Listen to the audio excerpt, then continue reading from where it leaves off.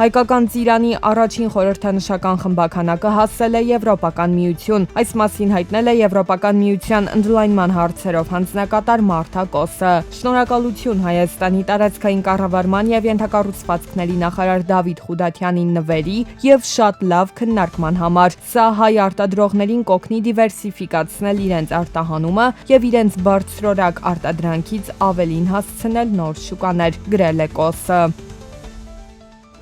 Ադրբեջանի տարածքով Ռուսաստանից Հայաստան է իրականացվել հերթական տարանցիկ մատակարարումը 408 տոննա քաշով 6 վագոն պարարտանյութ։ Նշենք, որ մինչ օրս Ռուսաստանից Հայաստան Ադրբեջանի տարածքով ուղարկվել է ավելի քան 33,000 տոննա հացահատիկ, ավելի քան 7,000 տոննա պարարտանյութ, 133 տոննա ալյումին, 68 տոննա հնդկածավալ եւ 414 տոննա անտրացիտ։ Տարանցմանը զուգահեռ Ադրբեջանից Հայաստան է արտահանվում նաև նավթամթերք։ Հուլիսի 1-ից երրորդ երկրներից ներմուծվող եւ ներքին սպառման համար բաց թողում մաքսային ընթացակարգով ձևակերպվող որոշ ապրանքների համար մաքսային մարմիններին անհրաժեշտ է ներկայացնել նաև համապատասխանության գնահատման փաստաթուղթ։ Պետական եկամուտների կոմիտեից հայտնում են, որ պահանջը վերաբերում է հետևյալ ապրանքներին՝ օծանելիքակոսմետիկական արտադրանք, մրգերից եւ բանջարեղենից ստացված հյութամթերք, հատուկ նշանակության սննդամթերքի որոշ տեսակներ, այդ թվում դիետիկ բուժիչ եւ դիետիկ կանխարգելիչ սնունդ, ծխախոտային արտադրանք, փաթեթավորված խմելու ջուր, այդ թվում բնական հանքային ջուր։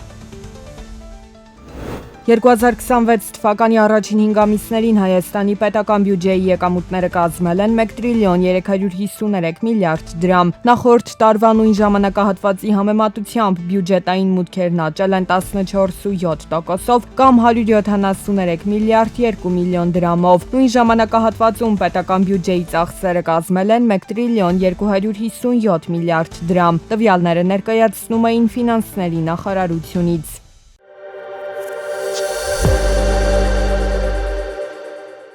Ամերիկայի Միացյալ Նահանգները 60 օրով կասեցրել է այն պատժամիջոցների գործողությունը, որոնք տասնամյակներ շարունակ արգելում էին իրանական նավթի եւ նավթամթերքի առևտուրն իրականացնել ամերիկյան դոլարով։ Նոր կարգավորումներով օրինականացվում է իրանական նավթի ու նավթաքիմիական արտադրանքի արդյունահանման, փոխադրման եւ առևտրի դոլարով բանկային սպասարկումը, ինչպես նաեւ ապահովագրությունը։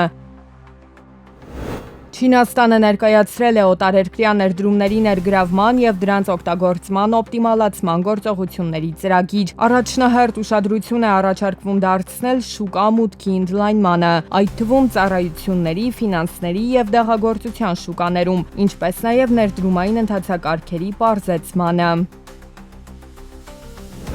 2026-ի մայիսին Վրաստանի պետական պարտքը գնահատվել է 9.1 միլիարդ դոլար։ Սա 95 միլիոն դոլարով պակաս է, քան այս տարվա ապրիլին, սակայն 158 միլիոն դոլարով ավելի է 2025 թվականի մայիսի համեմատ։ Նախորդ ամսվա համեմատ պետական պարտքի նվազումը պայմանավորված է լարիի ամրապնդմամբ, քանի որ Վրաստանի արտաքին պարտքի 2/3-ը հաշվարկվում է եվրոյով, իսկ եվրոն արժեզրկվել է դոլարի նկատմամբ, ինչի հետևանքով ամերիկյան արժույթով արտահայտված պարտքի ծավալը նվազել է։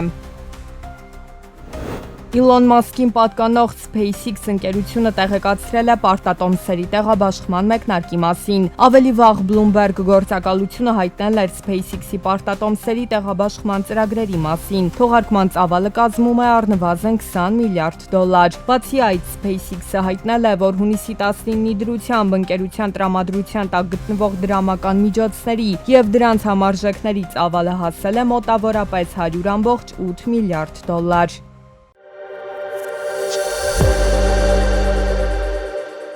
2026 թվականին 2025-ի համեմատ գրեթե կրկնակի ավելացել է մեր երկիր ժամանող օտարերկրացի աշխատանքային միգրանտների թիվը։ Ոչ ԵԱՏՄ անդամ երկրների քաղաքացիները Հայաստանում աշխատանք գտնելու համար նախ պետք է ունենան աշխատանքի թույլտվություն։ Նրանք Հայաստանում աշխատանք կգտնեն թե ոչ, կախված է զբաղվածության տարածքային կենտրոնի բազայում առկա տվյալներից։ Եթե պարզվի, որ նույն չափորոշիչներին համապատասխան անձ կա աշխատանք փնտրող կամ գործազուրկ շահառուների շրջանում, ապա գործատուն պարտավոր է աշխատանքի ընդունել տեղացի քաղաքացուն։ Ըստ միգրացիայի փորձագետի տվյալների, վաղուց ժամանակն է, որ մեր երկրում առկա օրենսդրական կարգավորումները լրացվեն։ Օնլայն դիմում է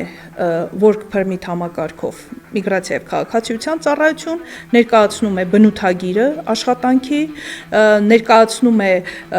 նաեւ վճարման չափը եւ այլն, այսինքն բոլոր մանրամասները ներկայացնում։ Աշխատանքի նպատակով Հայաստան ժամանած օտարերկրացիները կացության կարգավիճակ ստանալու համար բուժզննում չեն անցնում։ Օրենքի պահանջ չկա, ինչը ըստ փորձագետների ռիսկային է եւ կարող է Հայաստանի նման փոքր երկրի համար համաճարակի պատճառ դառնալ, մանավանդ որ շատ օտարերկրացիներ այստեղ աշխատում են սպասարկման ոլորտում։ Երբ որ մեր միգրանտներ են, մեր աշխատանքային միգրանտներ են մեկնում,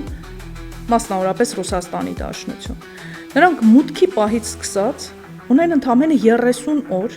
միգրացիոն հաշվառման կանգնելու, բուժ զննում անցնելու 9 ինֆեկցիոն հիվանդությունների գծով։ Եթե նշված ժամկետում ինքը չի անցնում բուժ զննում,